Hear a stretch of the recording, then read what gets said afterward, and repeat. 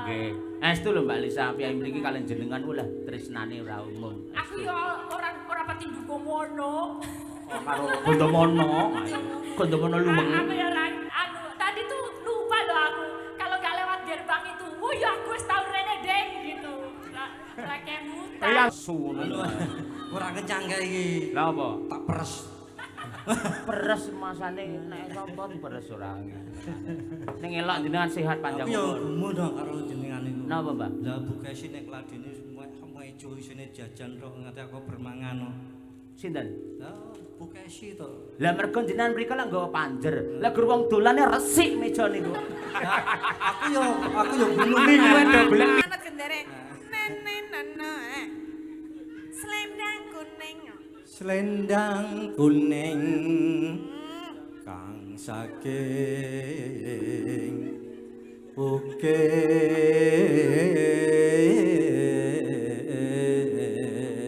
bukit ono.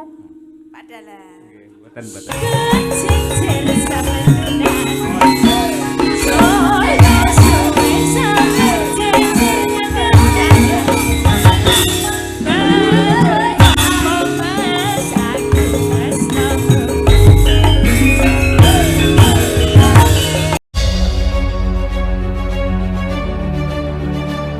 Angger saya tambah umure malah saya tambah kemayu gumun.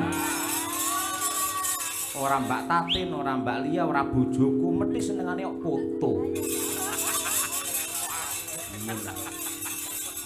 Mula sing kena sok-soke nuwun sewu wong lak ora mesti ndeloki status, ndelok story, keadaan badan iki mboten mesti sok-sok ya pas wareg, sok-sok ya pas luwe. Yen pas wareg ngerti storine Mbak Tatin ora masalah. Nek pas luwe mergo dhewe angger story mesti ngrembug panganan sing dipoto panganan. Terus karo ngisore ditulisi berdoa sebelum makan. Mbok ngelingi lek kancane ya akeh sing ora iso mangan. Kono pe awake lemu mungan mengen. Lah nek di posting ya pengen sambel lho. Apa pengen tak sambeli apa piye? Sampe nang ngerti ta lek wong perang biyen.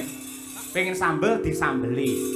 Sadurunge perang kudu nggawa bedil, musuh teko dibedili. Sadurunge perang nggawa tombak, musuh teko ditumbaki. Perang nggawa repopel, musuh teko direpopel. Coba Atin, ya. Aku malah kelingan kuwinya. Coba. Anyela Janjimu. janji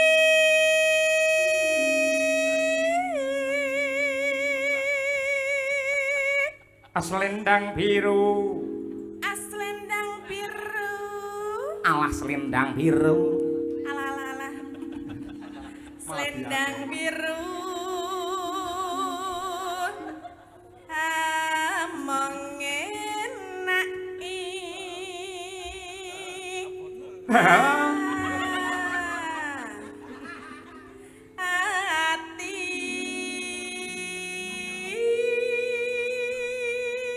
Iki ora tekan. Ayo. sing bener Mas kempet lah. Apa? Ora Galake neh. piye Mas? Ayo, ora tekan. Naratakan batin setiamu. Yuk, Cik Roklu. Selendang biru.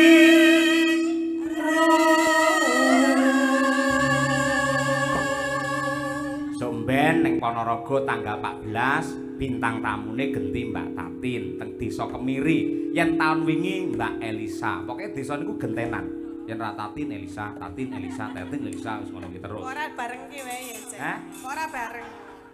Lah kepenak awakmu no golek bareng. Niki bulan ini aku bersama Mas Petro ketoknya 4 kali ya. Ketoknya. Ketoknya basa ngendi? Ketoke. Ayo, Dan 4 pon- kali. Ya semoga-moga iso lancar. Engko yen ora Mbak Elisa ya awakmu, yen ora awakmu ya Mbak Elisa ngono. Nggih pokoke sinten mawon sing penting semangat. Ngono iki aku merjuangne lho, Mbak. Sosoke wong nanggapno bintang tamu sinten nggih Pak Dalang. Anu Mbak Elisa mawon, Mbak Tati. Anu niku pun kulino ten mriki. Lho nika niku duwe multi talenta napa-napa apik. Nika mawon. Lek mboten nika kula mboten sah mawon jenengan tanggap. Sosok ngono aku. Wong nanggap iki manut karo aku. Lah yen ngono ki mbok kowe ngerti ya karo Madangkara, ngerti ya karo aku. Kon piye? Lah gandeng sing lantaran ibarate wong jalan iki jembatane aku, mboknya Pak Dalang semene. Lho, tandha tarima kasih ora kudu duwe, lek duwe akeh tunggale digoleki kenek, liyane ya kenek.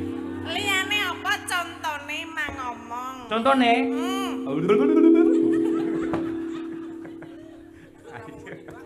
Ayo. Apik, ya Tin. Yo.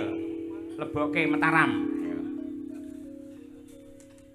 Tatapan janjimu lendang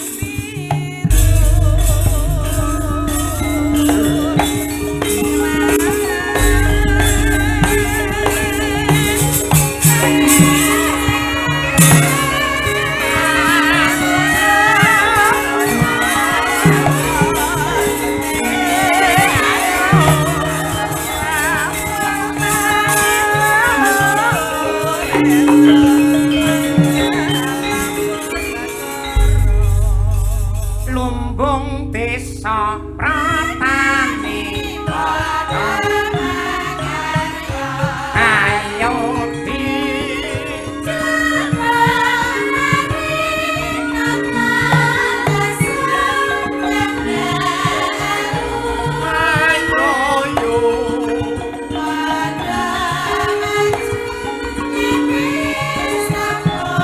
mlebu kepiling Mas.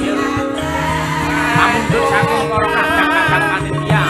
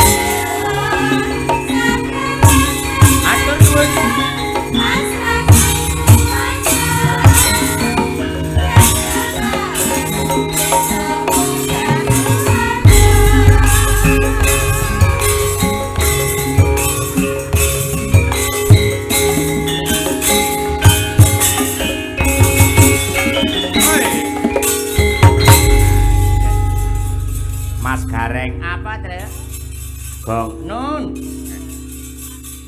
ngancik wonten ing segmen goro-goro utawi season goro-goro. Nyuwun pangapunten pancen sampun dados kebiasaan tumrapipun Petro paminipun enten kadang dalang utawi pepunden dalang menawi goro-goro menika jam 1 menawi kula lan kanca-kanca Madangkara lan ugi Kang Mas kula ingkang nate sowan mriki kalian Mbak Elisa 2 tahun yang lalu Mesti le gara-gara niku rada mundur, limbukane ya diundur ngoten niku. Mbah Sukron niku malah sosok jam 12 nembe gara-gara. Abah entus wargi jam 12 biyen. Ha iya. Dadi duwe cara, duwe strategi dhewe-dhewe ya, Tru. Nggih. Nadyanto nuwun sewu. Menawi dipun tingali niku ing laladan Kali Pancur mban-mban kerep mriki niki ngalian mriki janjane wis kaya piyayi kota. Blegere gebyare kaya piyayi kota ning nyatane jiwane tetep jiwa jati diri budaya Jawa. Buktine isih kepareng urip-urip mboten namung uri-uri. Ning urip-urip wontenipun seni tradisi kados wayang kulit dipun gelar setiap tahun. Tur nyatane mboten namung jangkepi adat gandeng setiap kakak niku urunan pira, Gong? 50.000.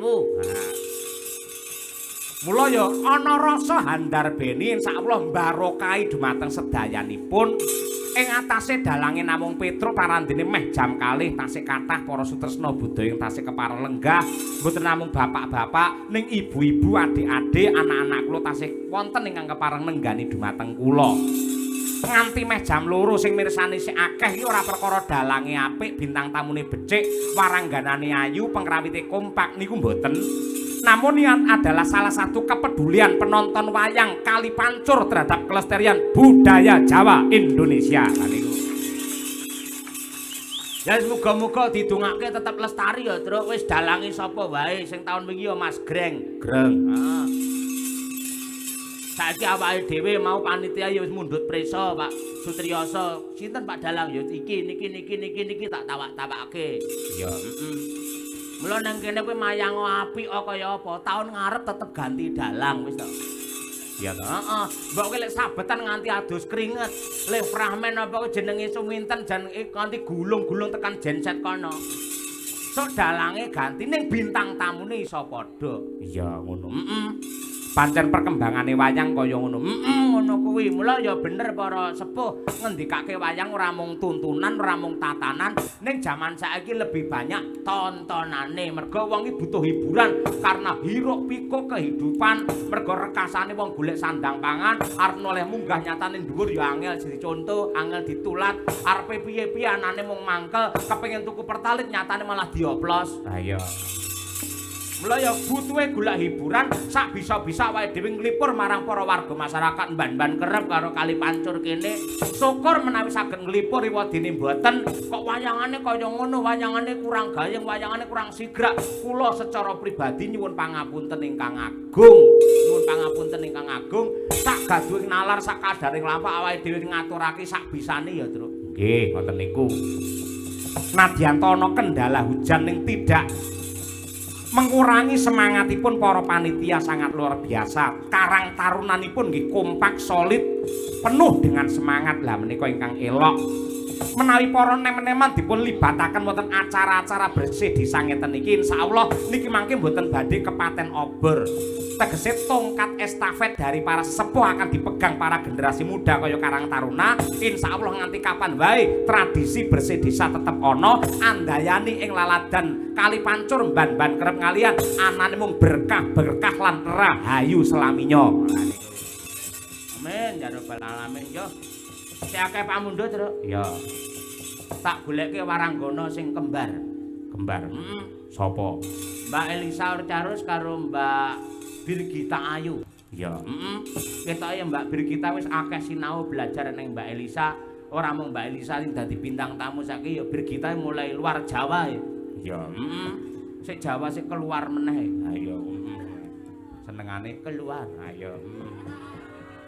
Tegese ning luar Jawa ngoten lho, Pak. Niku pun kulino strategine Mbak Elisa piye dicontoh, ditindakke. Nyontoh ora apa-apa, wong dalang sapa sing ora nyontoh, mesti nyontoh. Engko ya akhire dilumpukke nyontoh kae akhirnya menjadi jati diri seorang Birgita. Lah ngono kuwi. Buktine wingi diucap karo para penonton ngibarate lemah malah kaya dirabuk dine tletok akhire tandurane dadi subur. Lah ngono kuwi.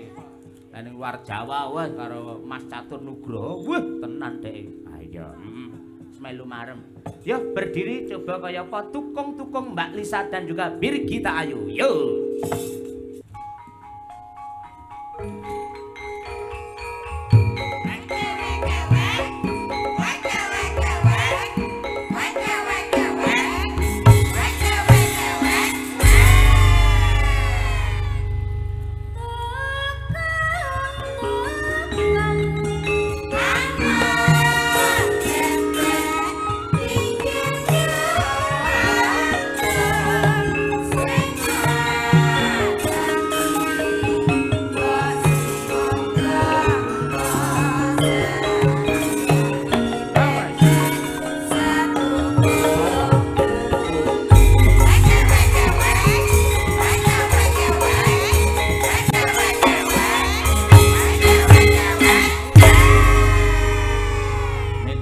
lenggah mang tamatke mang pirsani mirip kaya jambe sinigar.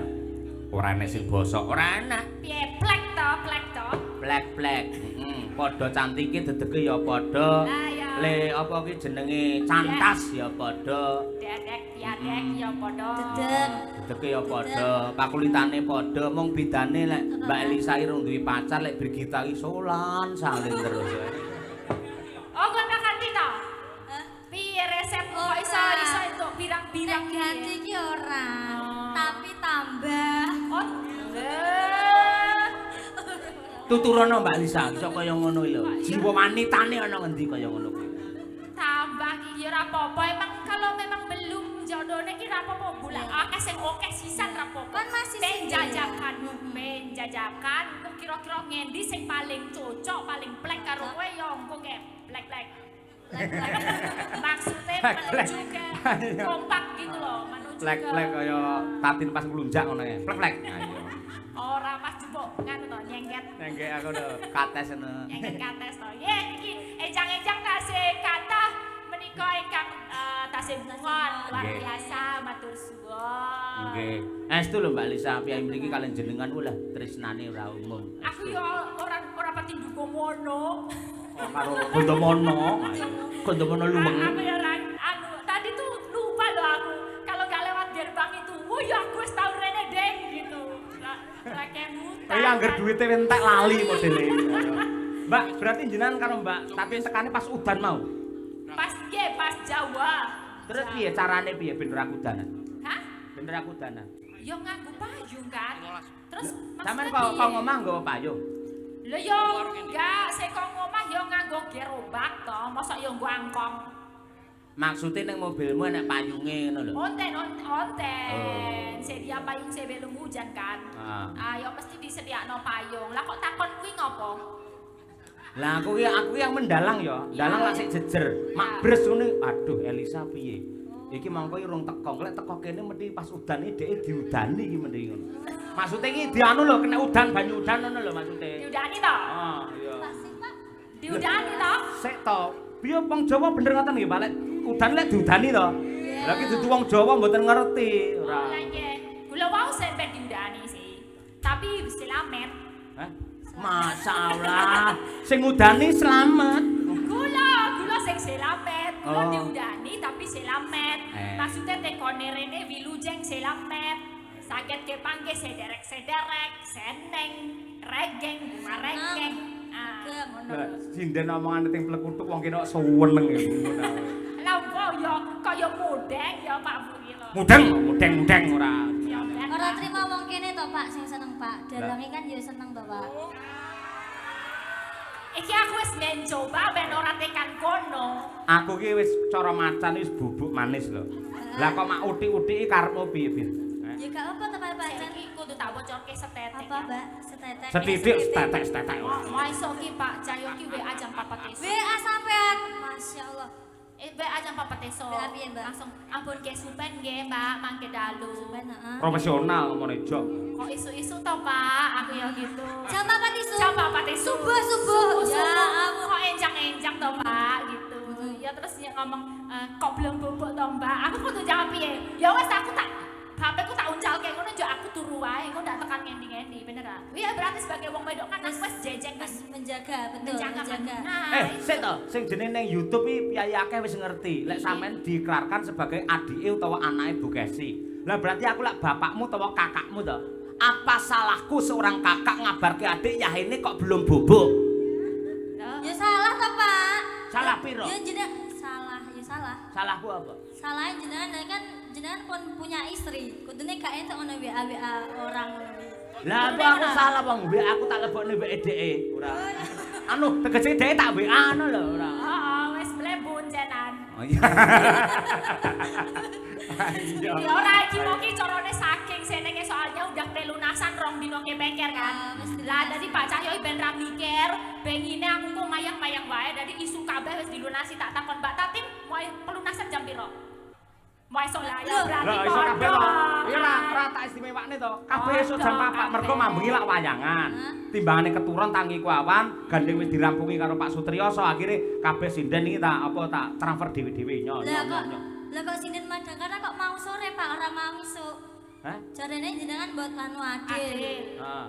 Kok sinden Madangkara kok mau sore. Wah, tapi itu bukan urusanku. Urusanku dengan bintang tamu 2 ini. Kamu urusannya dengan kuwi karo kae. Oke sih. Lah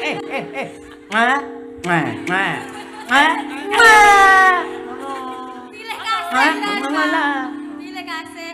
Pilih kasih. Tak dungane dompetmu ilang neh kok Pak. Wah, enggak keprok ora tak jajakne neh kowe ora. Jajane pecel malah ndongakne elek.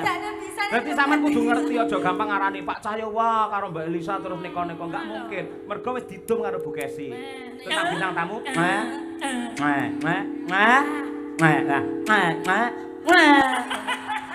Kompak ngono maksudnya, kompak.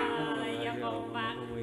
Seneng ngene iki mau aku ya mau komen Pak, mumpung iki mumpung. Apa? Mbak? Ini kan tadi ya ono sing komen sorone iki kok ono bintang tamu nganti tekan ngisor jaluk-jaluk duit ngono kuwi. Iki ora kok jaluk saweran ki enggak. Iki jenenge apa? Tema hari ini wayangan ki ngopo iki jenenge? Bersih desa. Bersih desa padha karo Merti Bumi. utawa sedekah Bumi. Nah, sing tirakat iki wong sakmene. Yo wiyoga dalang sinden bintang tamu iki dalam rangka Nah, tirakat iki carane sedekah, carane setiap desa dewe-dewe. Cara panitia kene, cara masyarakat kene sak duwene. Tadi duwene 15.000 ya lebokke 15.000. Duwene 5.000 ya lebokke. Iki mau duwe 5.000 kira-kira ana susuk 3.000 ya njupuk susuk gitu loh. Jadi emang Masane njaluk susuk ngono. Ayo ora do suwi tak kira simbah kok daku sanget bol golek susuk ning kono. Lah yo iki dewe-dewe. Dadi semuanya boleh ya? Boleh Bebas lah untuk iki mau. lebokne. Aduh kok bintang tamu kok koyo ngono yo kok gelem-geleme. Nek dipikir yo ora gelem ning iki carane bersyukur masyarakat kali pancur ngene iki sak duwene mbok 2.000 3.000 kuwi nggo ucap syukure iki dilakoni bareng-bareng ben dadi berkah. Tepuk tangan untuk Mbak Elsa. Diterangke kuwi. Pancen Nggo calon Apa? izin. Apa? Apa tuh Pak?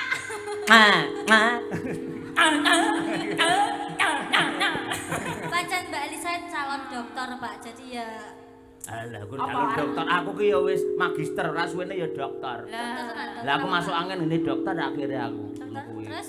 Hah? Terus Asam periksa. lambung. Ki lho Mbak Elisa ki mengape to? Dek kan medun to. Semua orang boleh memasuki to. Oh to Mbak? Boleh masuk itu lah. Boleh memasukkan. Lah kuwi tegese sangat merakyat kaya ngono kuwi. Dadi semua orang boleh masuki ya. Boleh memasukkan. Bebas. Semua orang boleh ya. Boleh. Dalang ya boleh dalang. Boleh aja memasukkan. Ya, aja Neng. pakai dulu. Hah? Harus memasukkan. Ini kita aja pakai plastik Sedekah Pak, sedekah. Ben ra mikir tekan dinding iki. Oh kok iso plastik biasanya tisu plastik ora.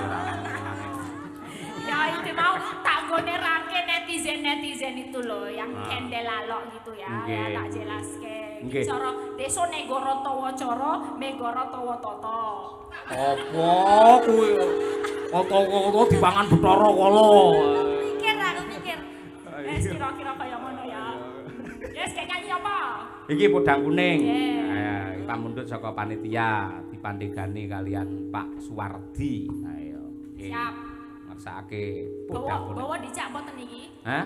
Bawa dijak mboten? Dijak Melu. no. Iki Oke. melu nggih. Iki tulisane genah bawa podang kuning. Ini toh Pak. Hah? Tenanan toh Pak. Well, Oh iya iya. Aku jujur wong ayo maksamu. Iya. Coba, ayo. Sing junior sik. Ayo, Ipit. Ayo. Nadia Pinpon Pak. Pak Sam. Oh, Aja ajeng bawa, bawa. nanti ikut bawa. Tapi kamu wes disiki dulu. Menurut Pak Dalang sutradara kan kamu sak larek ya, diuncalke dulu ya. Lempar dulu deh. Nadyan wujud temung beksi. Saya poten Pak Bu. Saya tak. Kayak regi pinten niku. Ayo. Larak. Remuk. Ladak. Seni kok, seni jaluk dikekke. Nek tuku larang. Larang. Tambahin poten. Tambahin ya. Opermek napa tambahi? Tambahi Tambahi no. ben marem.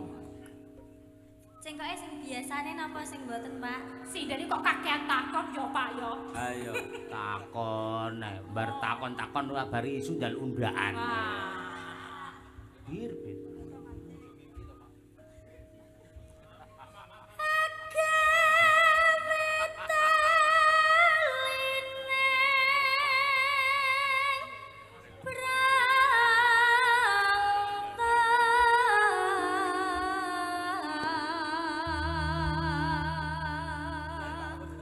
Nane. Saya lagi, Pak. Yo no nganti titik seleh sik no ayo. Halus manis nengsem make.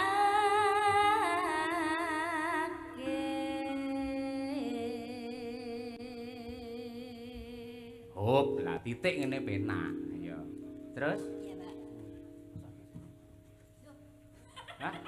Lah. Maksudnya sing Teros niku lajeng ngajak sinden ngaten. Oh alah kuwi itu tak kira lah jenengan arep mata sinten ngoten. Oh, nggih ajak Bapak. Tadi udah naik belum ya? Menawi badhe nembang mriki, Mbah Trima wong ngendikane bahwa wajib nembang mriki kok. Mriki, Mbah. Mriki, Mbak mriki. Trima pundi? Oh, ngatur yo, ngatur. toyan, Oh. toyan. Ngatur. Ngatur. Oh ya. Ayo. Yo.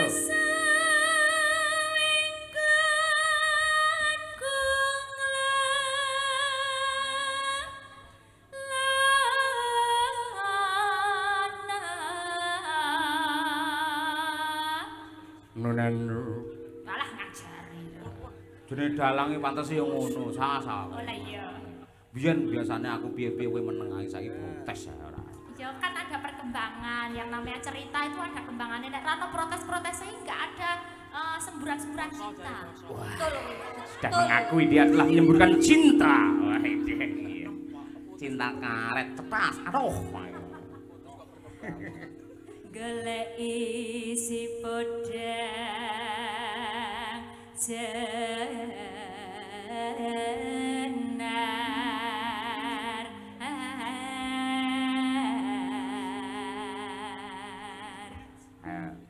Lah niku sampun, Mbah. Mbah. Sios boten. Sios boten, Mbah. Mumpung tesih kalih larek niki. Wah.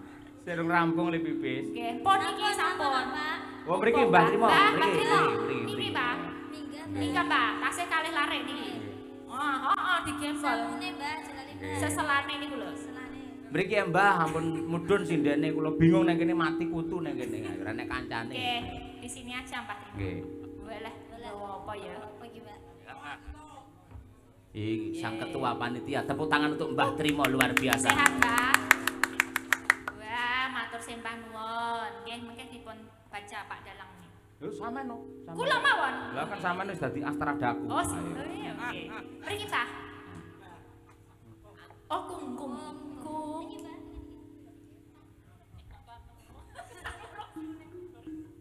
Halo. Ibu. Kok bunga kok tan murung seriune. Ki neraske bawa. Ibu. Iba bunga ing atiku. Tepuk tangan. Inilah Mbah Trimo alias Walid. Wale terus, Pak. Nyanding dadi Bisa. Iso. iso. Mbah jenengan mesti grogi disanding sinden-sinden iki to. Ampun grogi to, Mbak. Nyanding bisa dadi tombo. Cobi. Ya nggih balik mboten napa-napa diseting. Nyanding Alon-alon Mbah. Bisa. nyanding bisa Dadi? dadi Putra. tombo.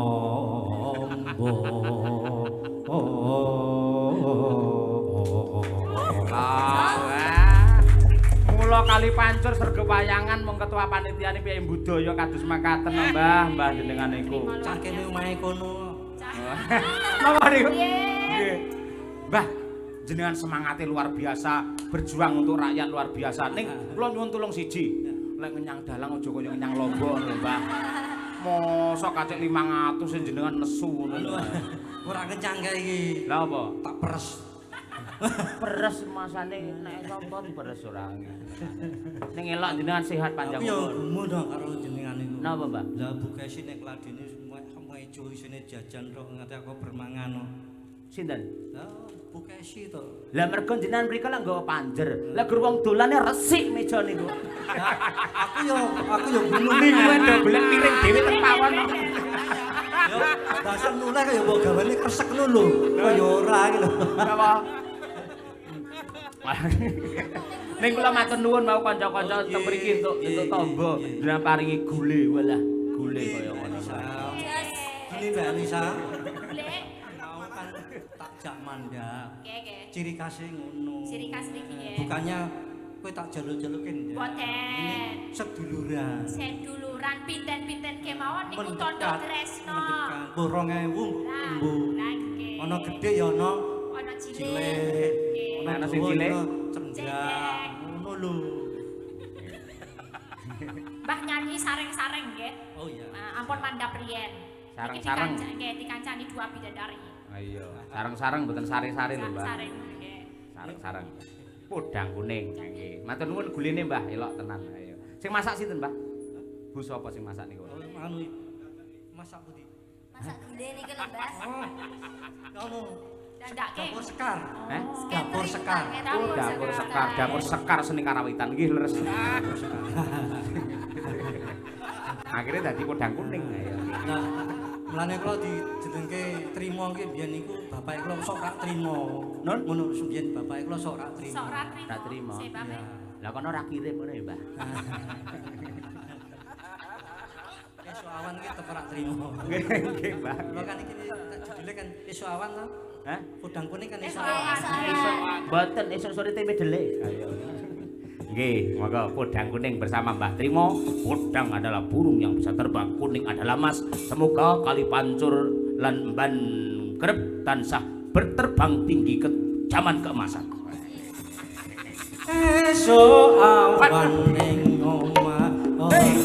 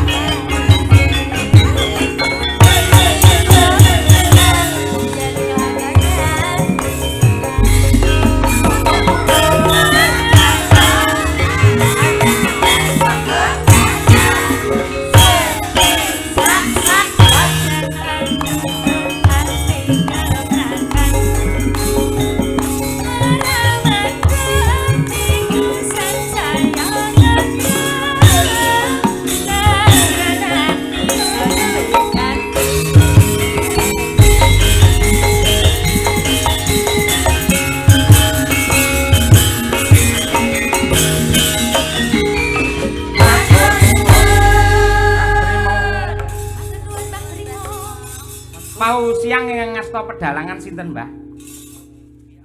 Mas Arun nggih. Nggih. Ah nggih. Niku ora bayaran no. Non. Arun ora bayaran. Lah hubungane kali kula napa? Wong Arun wong kene aku wong sarang anyar. Ora mu cerita tok lah. Oh cerita nggih. Ah lah didereng-dereng bintang tamune aku ora mau papat kok. Non. Bintang tamune papat awan nggih. Papat. Gareng. Petruk Bagong Semar. Adine Gareng. Hah? Adine Gareng. Oh, ndi adi sinten kula malah mboten ngerti. Oh, nggih. Ngeten, Mbah, kula riyen nalika tasik sak Mas Arun niku nggih. Heeh. Niku nuwun sewu ndalang teng desa kula niku nggih ngoten niku, berjuang ngoten niku. Ning jelang hati-hati lho, Mas. Napa? Lah gek ben ora diadangi ngono kuwi ana cah cilik-cilik nyogok Napa? Lah dikira salah. Oh, enek cah cilik kok mburi kelir. Lek nyogok, lha apa jenenge dikira salahan mboten masalah. Kula riyen nate, Pak. Niku mboten tutupi cah cilik enten 5, sirahe teng mriki crungul ngeten iki. Lah kok muni, wah, kayak gedange. Kayak gedange no aku. Aku ki nglakokne Werkudur. Wah, udu gedang. Wis ngono lho. Cah cilik-cilik wis gedang. Yo dibetat ngono. Dibermak tus ngono langsung mak perpet. Ning ana cerita meneh. Napa? Nanggap wayang mantokke anake. Antone anake. Lah wong tuane rada budhek. Omahe sik gedhek. Ah. Lah kan yen kan ditukokke blangkon nganten lanang. Oh nggih. Pakmu tanggone dijajal yo ben jajal blangkon lho padahal salah paham. Heeh. Lah ding jajal muni Dik blangkone sesak. Oh, blangkone sesak. Lah terus makmu sesak. Anake sapa? Pimpinane sapa? Padahal ki blangkon lho. Oh. Lah ibune iki salah paham.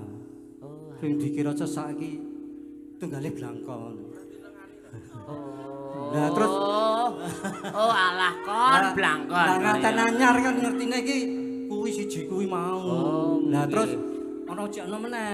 Napa meneh akeh men bahane. Heeh, lah sing nganteni lanang iki muni. Dik sesak tak silete ya muni ngono gembor mbokne. Aja disilet. Aja disilet. Nggih. Nek sesak aja disilet. Padahal blangkon. Oh, jane jenis banyulan ngoten niku kuatah. Ning sosok iki kula mboten enten tenan. Persepsine bocah karo wong tuwa niku beda to. Nggih to. Lek bocah niku dikandani, pamane cah sekolah ngoten, dikek pelajaran matematika pelajarane angel mlebune, nggih to. Lah neng omah kandha karo bapake, "Pak, aku diulang matematika ra iso-iso." Lek ra iso kuwi berarti biasane ngantuk le. Kowe ning kamar mandi sirahmu telesono. Nah, ngoten niku. Ganti wae lakone ganti ya. Ganti. Ngene. Wah, iki jagongan ning angkringan jenenge Bambang. Iki aku duwe kanca siji, Kinten? Pak Gito. Non? Lha iki mungkin surate mau dilakno Mbak Nisa. Lah ngene iki kula bocor riyen nggih. Suracane piye surate surasane? Nggih, wau ikete sapa to? Blangkon. Blangkon, nggih. Katur Bapak Dalang nggih pareng nyuwun ending lawas sawo gletak saking omah pereng sedulur bonsai plat H. Mriko. Ki usahane bonsai. Ah, napa? Usahane kembang. Oh, usahanipun bonsai nggih, paringi berkah, nggih, laris bonsaine menika wonten embel-embelipun. Diiringi anu napa sisideman. Non? Sesideman. Sesideman nggih, nggih. Lah aku tak sing bawa ora apa-apa. Oh, nggih, monggo-monggo. Tak tatin tapi sing Lho nggih no nika nggih larang marang tanjake man-man niku. Delan kon nembangne mripate mak plowerok ngono lho. apa ngamu Sri Tanjung ya ora apa-apa. Lah pawaloyone jare gerah. Oh. Sakit padane. Positife napa? Arep sesideman pas Sri Tanjung jenengan. Ya sisteman gak apa-apa. Oh nggih. Piye, Niku Mbah? niku pun jumeneng niku lho. Nggih. Mbah, kula pun ngecek, Mbah. Mbah. Kong. Oh, pripun Kakung? Menika wonten Jawa menapa? Bawa sesideman. Oh, Tapi aku jeh. sih bawa sampean sinuturi. Hah? Panuturi to sampean ta ya. Konut Celemi. jenengan nek ngendikan niku mie dicerakke wonten mriki lho. Niki kula cekeli terus ngenten. Nah, Dicekeli tok. Ya rugi nek cekeli tok. lah. Maksudnya yo Wah, kan wis. Trimo. Nggih. Nggih. Lah,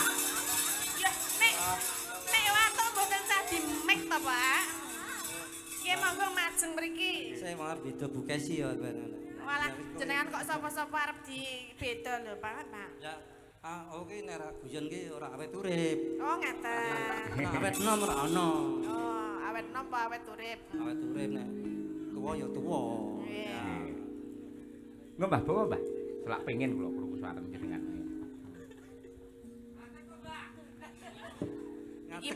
Ngadeg ra dhuwur. Sing isor ora gelem. Mergo wis layu. Jujur. Coba. Wiwitane. Wiwitane anderek sang paket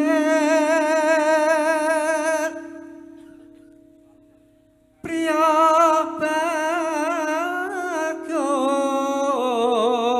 bagot kang olah budaya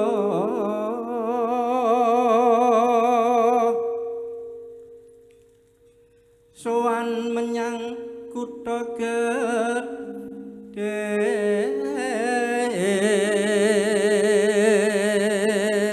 Jeng kok anyar kok. Jas Ning tibur apa-apa. krungkep. bendera terus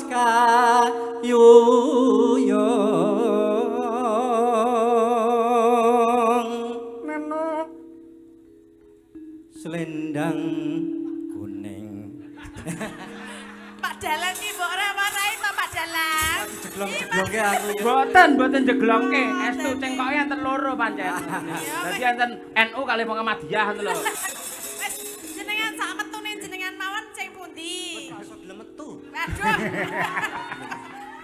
ya mbok diperes wis ra gelem Ha niku manut gendere. Nenenana. Selendang kuning. selendang kuning kang saking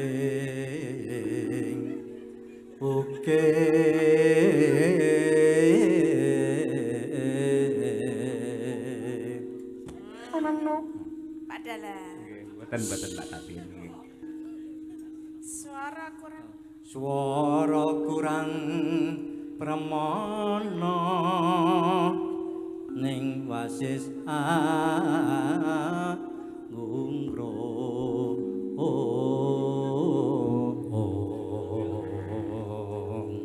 Ngungkrum maneng sinten Mbah Trima?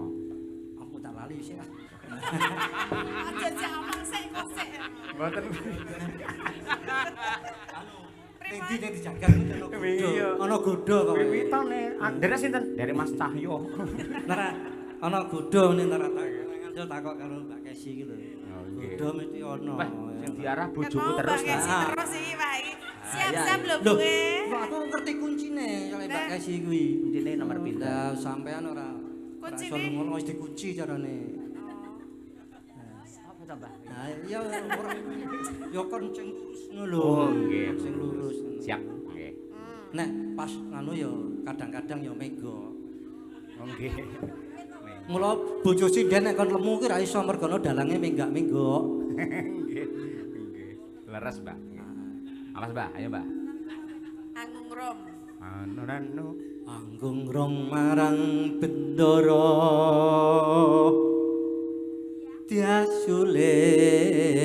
diasulis tio Napas. pijer mincang Pijer ngincangake alis. ora kelengan pijer ki mak cerit ngono lho pikirku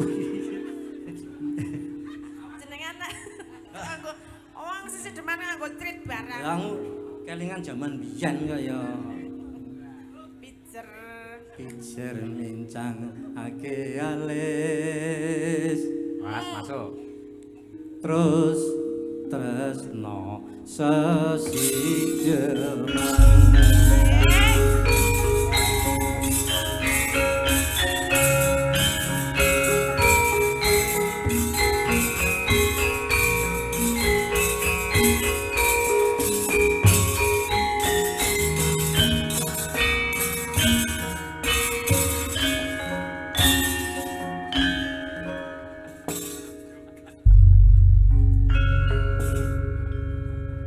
Ini, Mbak.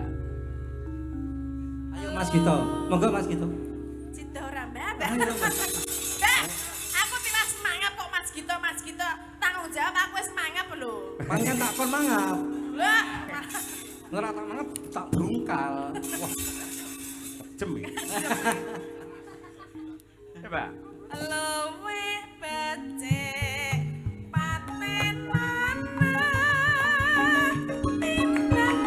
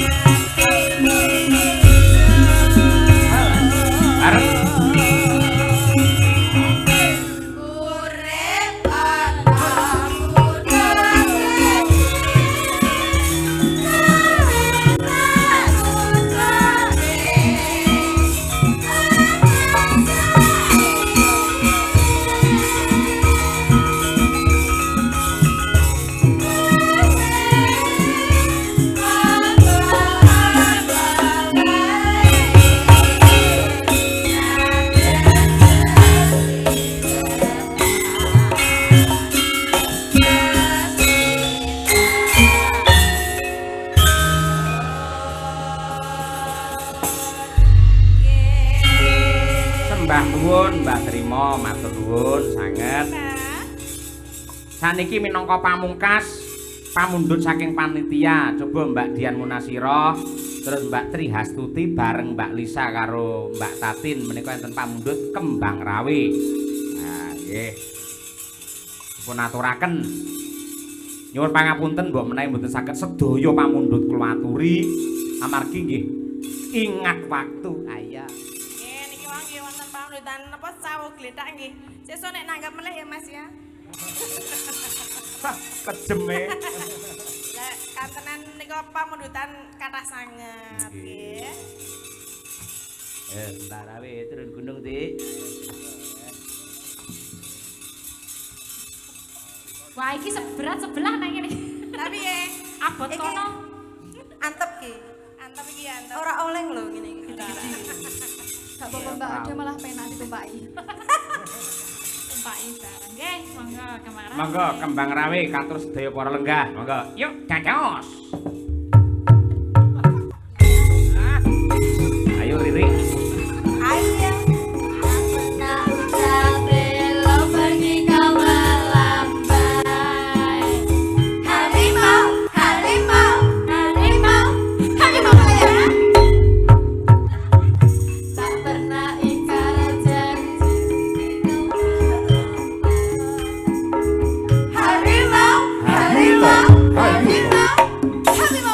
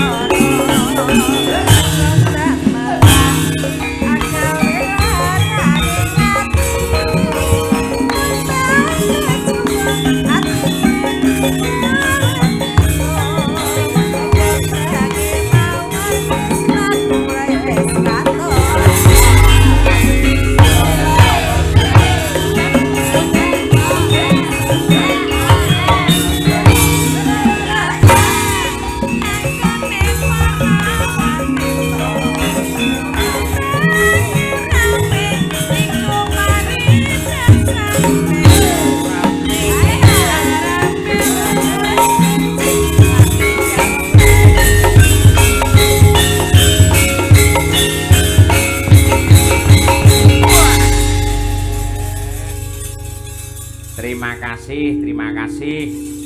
Mliginipun dumateng Mbak Elisa kalian Mbah Tatin sampun kepareng gabung Madangkara untuk ngregengke pargian